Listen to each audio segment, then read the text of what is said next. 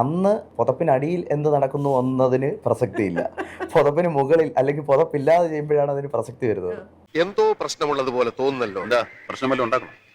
കണ്ടോ കണ്ടില്ല എന്നാണ് പിരിക്കുന്നത്. കണ്ടോ എന്താലേ അവനാ ശുഷ്കാന്തി കണ്ടമല്ലയാ.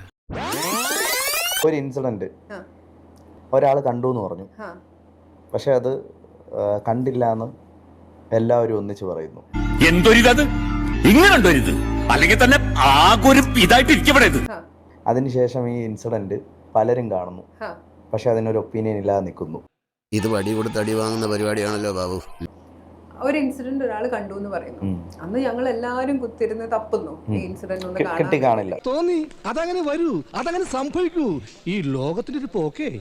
ഇല്ല, കിട്ടിയില്ല. ഡെഫിനറ്റ്ലി ഞങ്ങളും ലാലേട്ടൻ അടക്കം എല്ലാരും മണിക്കൂറുകൾ ഇരുന്ന് തപ്പുന്നു. ഞങ്ങളും ലാലേട്ടൻ അടക്കം എല്ലാരും എന്താണ് ഇത്? വെറുതെ ചിരിപ്പിക്കരുത്.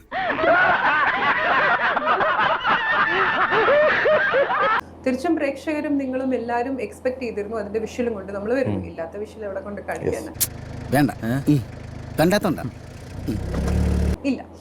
പക്ഷെ എന്നിട്ടും നമ്മളത് ഇല്ല എന്ന് പറയുന്നില്ല. നമ്മൾ കണ്ടില്ല.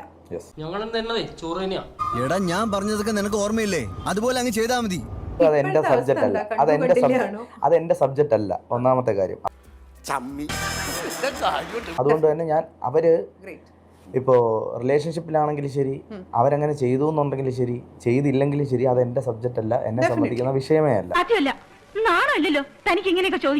ബേസിക്കലി മൊത്തത്തില് എല്ലാ കാര്യത്തിലും അല്പം നാണക്കുറവുള്ള പാർട്ടിയാണ് ഞാൻ.